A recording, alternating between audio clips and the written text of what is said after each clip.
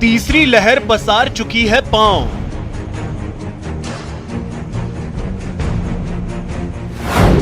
हम कब छोड़ेंगे लापरवाही का भाव? नहीं मान रहे माननीय, जिम्मेदार भी बेपरवाह।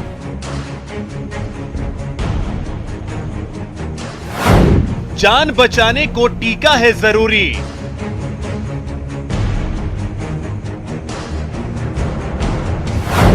लापरवाहों ने वैक्सीन से क्यों बना रखी है दूरी?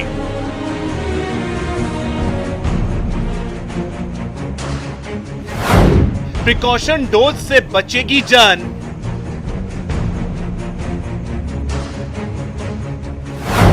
व्यवहार में प्रिकॉशन कब होगी शुमार?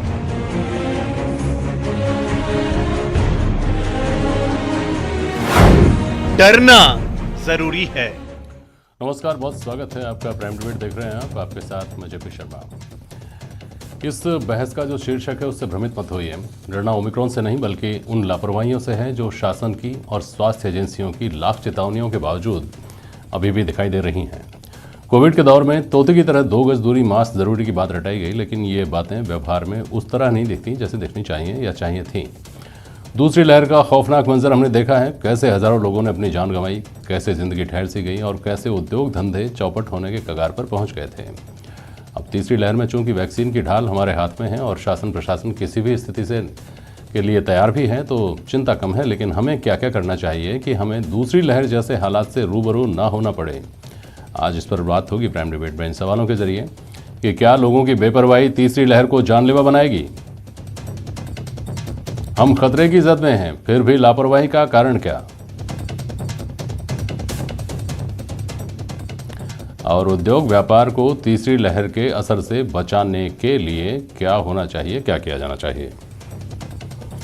40 यूथ विंग के प्रेसिडेंट हैं धीरेन्द्र सिंह राघव हमारे साथ, सुरेश गर्ग साहब हैं भारतीय जनता पार्टी के प्रवक्ता, डॉक्टर M.K. गुप्ता हमारे साथ हैं, आप पल्मोनोलॉजिस्ट हैं, और R.C. चौधरी साहब हमारे साथ जुड़ रहे हैं, कांग्रेस के प्रवक्ता। बहुत स्वागत है आप सभी का। डॉक्टर गुप्ता, पहले आपके पास आ रहा हूँ। आपको मेरी आवाज़ सुनाई दे रही है ना डॉक्टर M.K. गुप्ता जी? जी जी जी। चिंता की बात भी है और राहत की बात भी है। पहले हम राहत की बात समझ लें आपसे, चिंता की बात तो फिर पूरे डिबेट में करनी है। इस वक्त जो दिन ब दिन केसेज की संख्या बढ़ रही है, एक्टिव केसेज की संख्या बढ़ रही है, नए जो इन्फेक्टेड आ रहे हैं उनकी संख्या बढ़ रही है। जो 100, 200, 300 थी जो वो 5000, 6000 तक, 4000 तक पहुंच रही है। लेकिन अस्पतालों में शायद उस तरह का दबाव नहीं है, आईसीयू में उस तरह का दबाव नहीं है, और आप लोगों पर, पूरी मेडिकल बिरादरी पर भी अभी तक उस तरह का दबाव नहीं है। ये राहत कितनी राहत है और कब तक बनी रह सकती है?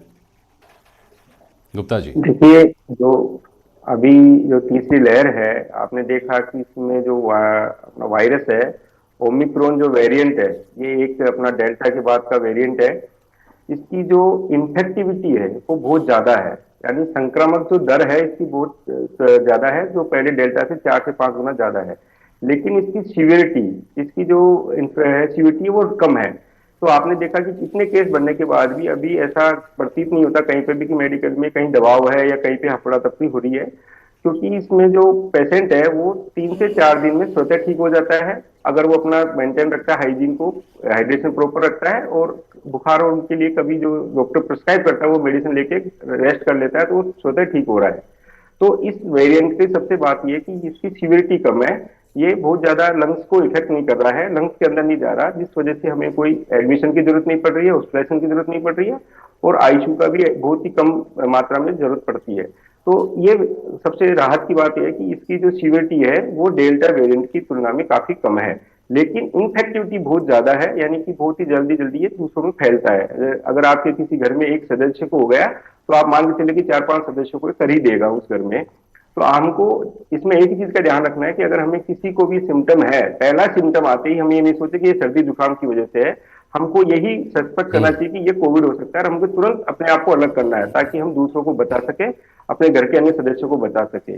विशेष रूप से इसमें जो डर की बात यह है कि जो इम्यूनो कम्प्रोमाइज अपने फैमिली मेंबर है, जिनको किडनी की प्रॉब्लम है, शुगर की प्रॉब्लम है, कोई हार्ट पेशेंट है, अस्थमा है, सीओपीडी है, तो इस तरह के अगर कोई पेशेंट है उनके पास बिल्कुल न जाए और उनको बिल्कुल आइसोलेटेड रखें, क्योंकि उनमें ये जो वायरस है उनमें ये सीरियसनेस ला सकता है, उनको ये खतरे में डाल सकता है। उन लोगों के लिए ये वेरिएंट खराब है।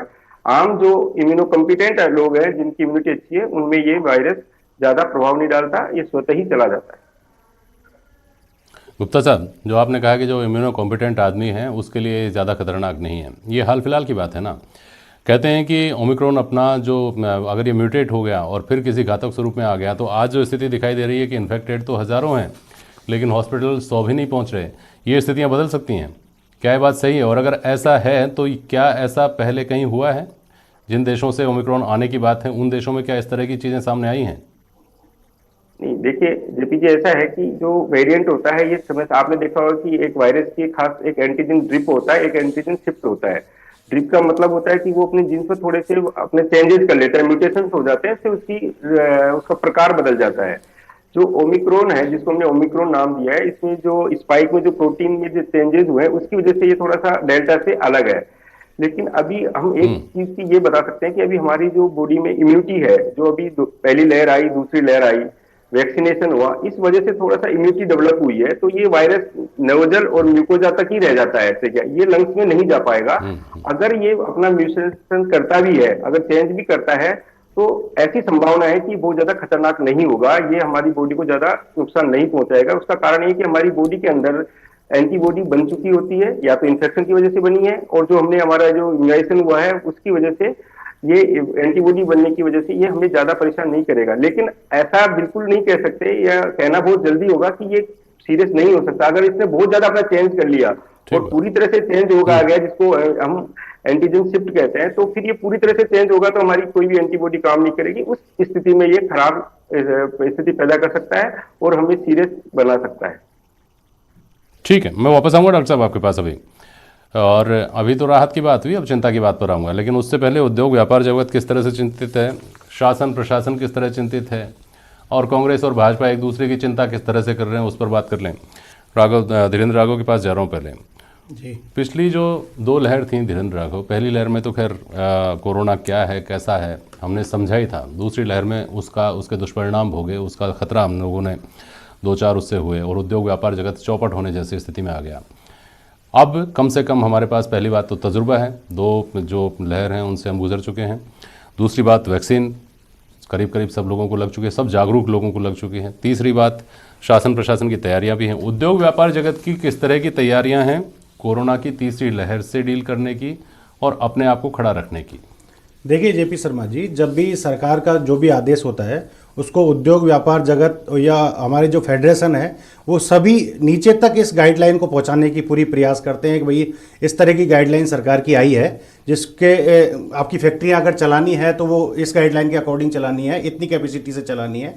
लेकिन सरकार से और स्पेशली राजस्थान सरकार से हमारा एक तनातनी सी ही रहती है कि वो किसी भी निर्णय को लागू करने से पहले ना तो उद्योग संगठनों से बात करते हैं, ना राजस्थान होटलियर संघ से बात करते हैं, और कोई भी गाइडलाइन अपने अधिकारियों की सलाह से निकाल देते हैं।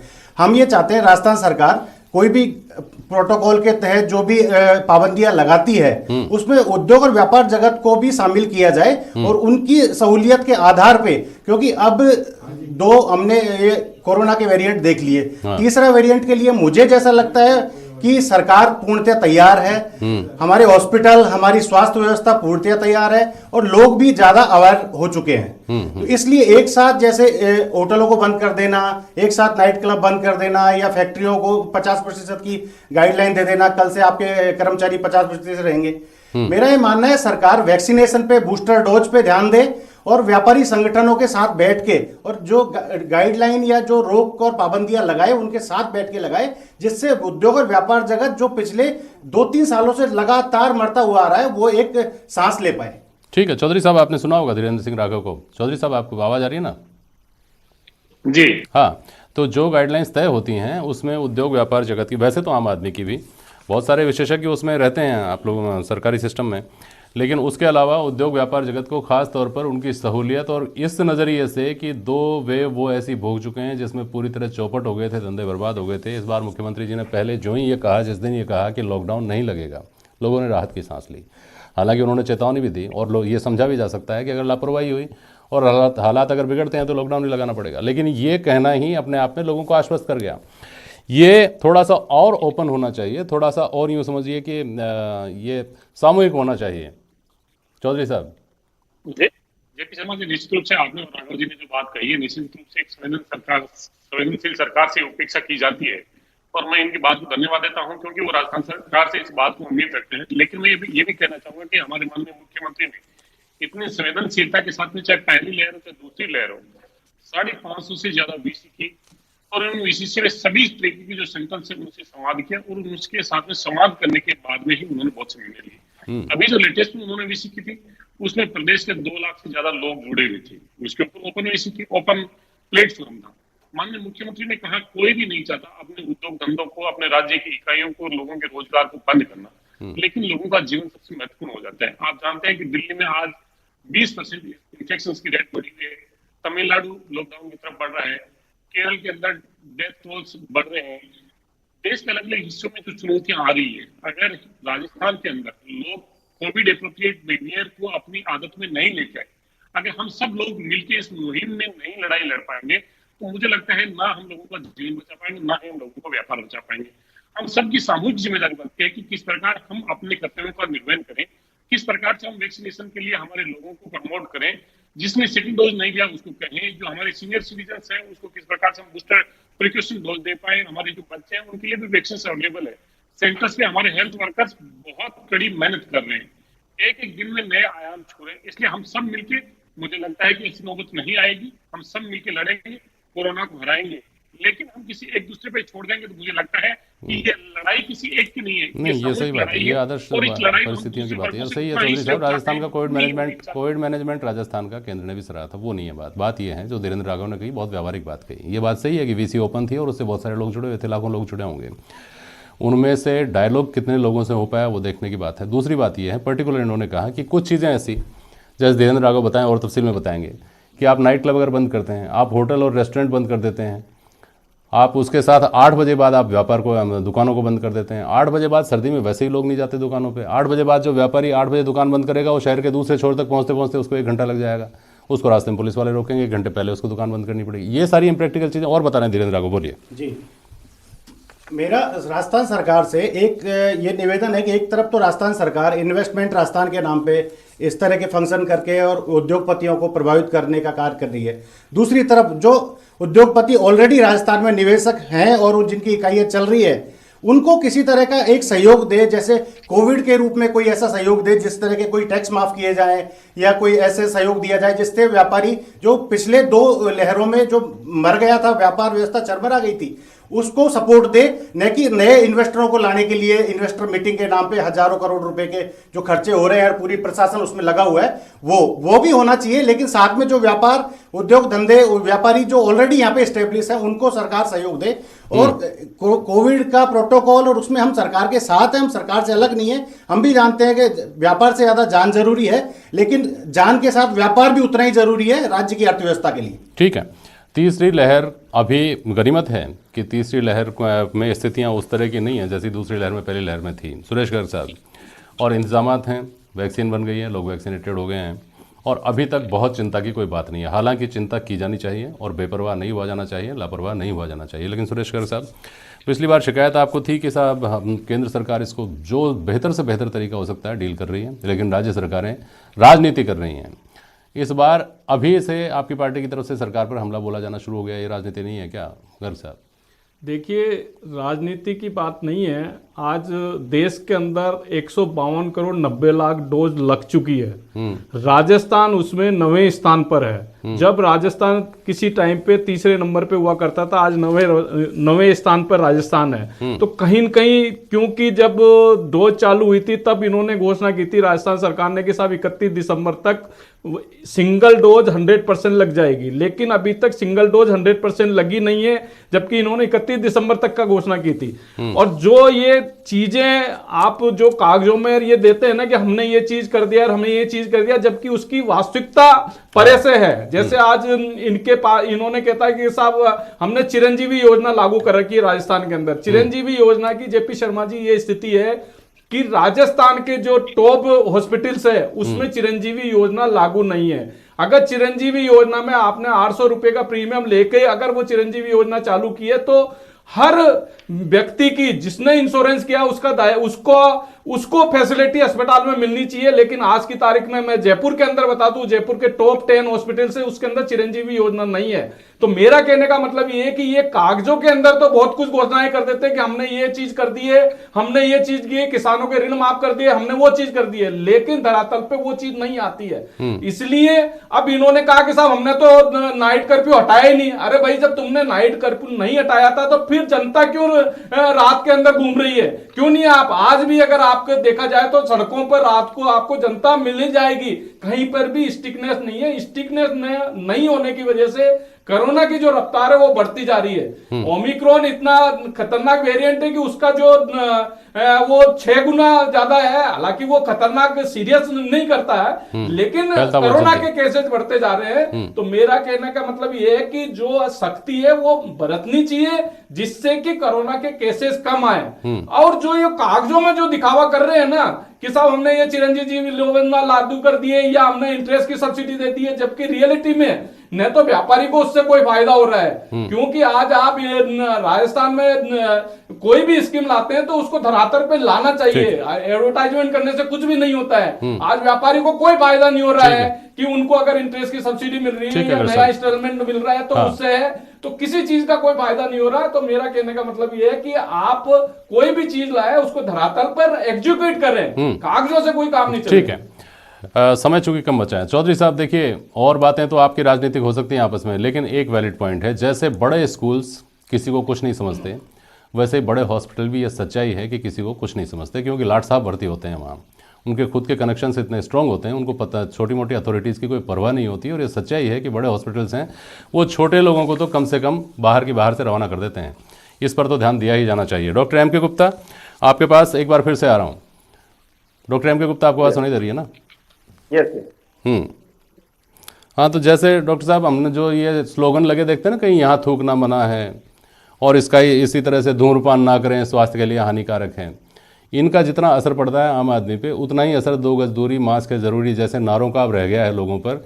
ये जो लापरवाही है, बेपरवाही है, जिसकी वजह से हमने आज इस बहस का शीर्षक ही रखा है डरना जरूरी है। इस बेपरवाही से, इस लापरवाही से डरना जरूरी है।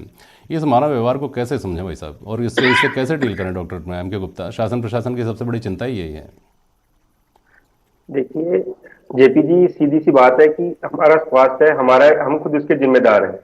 हर नागरिक को, हर आदमी को ये समझना होगा कि मेरे को अपने आप को कैसे बचाना है इस इन्फेक्शन से, इस संक्रमण को कैसे मैं दूर रखूं इस संक्रमण से। तो ये जो हम बनाते हैं कि 2 गज दूरी है या मास्क लगाना है, ये आदमी को खुद को ये समझना चाहिए कि मेरे खुद के लिए है भाई, किसी और के लिए नहीं। मैं मेरे अगर स्वास्थ्य को बचाऊंगा, मेरे परिवार के सदस्यों को बचाऊंगा, तो मेरा परिवार बचा रहेगा और मैं स्वस्थ रहूंगा। तो इसके लिए हर नागरिक को जागरूक होना पड़ेगा। इसके लिए समय समय पे जो जागरूकता प्रोग्राम है सरकार को वो बताना होगा, एडवर्टाइजमेंट के थ्रू करें या किसी और एजेंसी के थ्रू करें। और आदमी को स्वयं को ये अपने ऊपर लेना होगा कि मेरे को ये चीज अपनाना है ताकि मैं बच जाऊं। क्योंकि अभी सेकेंड लहर में उन्होंने देखा है कि अपने परिवार वालों को, अपने रिश्तेदारों को, दोस्तों को, किसी न किसी को खोया है। तो अगर एक छोटी सी एक अपन ये ध्यान रख ले, अगर हम मास्क लगा के रहते हैं, अगर हम 2 गज दूरी पे रहते हैं, तो हम इस संक्रमण से बच सकते हैं। ये जो पीक चाहेंगे निकल जाए तो हमारा लाइफ बच सकती है। अगर इसमें हम फंस गए और इसने अपना गहरा रूप ले लिया तो हमारी जान को आफत होगी, हम जान भी खो सकते हैं। तो इसके लिए आदमी को खुद को जिम्मेदार होना होगा, अपने आप को खुद को सोचना होगा कि ये मेरे लिए है, किसी और के लिए नहीं है, और मेरे को मेरे परिवार को बचाना है। लोग वैक्सीन तक नहीं लेना चाह रहे। धीरेन्द्र राघव, वैक्सीन को लेकर जो चूंकि आप लोगों के बीच में रहते हैं, आपने दूसरी लहर में, पहली लहर में आपने लोगों के बीच जाकर काम किया, डोनेशंस आप लोगों की संस्था ने आपने किए, और वैक्सीन को लेकर के आप लोगों ने कैंप लगाए। उस वक्त सिफारिशें आती थी, तब वैक्सीन मुहैया हो पा रही थी। अब स्थिति ये है कि वैक्सीन लेकर पीछे दौड़ रहे हैं, वैक्सीन नहीं लगवाना चाह रहे हैं लोग। इसको इस पे राजस्थान सरकार को सख्ती से वो करना चाहिए। चाहे वैक्सीन नहीं लगवा रहे, पुलिस के माध्यम से प्रशासन वैक्सीन लगाए और 100% वैक्सीनेशन का कार्य सुनिश्चित करे सरकार। क्योंकि अगर 99% को वैक्सीन लग गई और 1% लोग रह गए, वो 99% को ग्रसित करेंगे। और ये ओमिक्रॉन का ये देखा गया है कि जो लोग डबल डोज ले चुके हैं उन पे ओमिक्रॉन कम असरकारक है, बतौर बिना लिए हुए डोज लोगों के। तो मेरा ये सरकार से ये निवेदन है कि 100% वैक्सीनेशन का कार्य सुनिश्चित करें, चाहे उसके लिए पुलिस बल प्रयोग का प्रयोग करना पड़े, चाहे उसको किसी शर्मनाक पोस्टर से उसको वो किया जाए, जैसे हम लोग पहले एड्स के और उस तरह के जो अभियान चलाते थे। तो ये सुनिश्चित करे सरकार, चाहे उसमें पुलिस बल का या सामाजिक संगठनों का या व्यापारिक फेडरेशनों का जितना भी सहयोग लेना चाहे सब तैयार है उनसे। बिल्कुल ठीक बात है। ये बात लापरवाही या बेपरवाही को न्योता देने के लिए नहीं है, लेकिन राहत की बात यह है कि 31 के बाद में 31 तक सभी के लिए वैक्सीन की दोनों डोज लगवाना अनिवार्य कर दिया गया है। हम उम्मीद कर सकते हैं कि मार्च के महीने में, फरवरी के महीने में लोगों को दोनों डोज लग चुकी होंगी और तब तक पीक भी जो आना है आ चुका होगा। अगर स्थितियां इसी तरह से गुजर जाती हैं तो बहुत बड़ी राहत की बात होगी। बहुत शुक्रिया आप सभी का आज प्राइम डिबेट में शामिल होने के लिए। आज के लिए बस इतना ही। नमस्कार।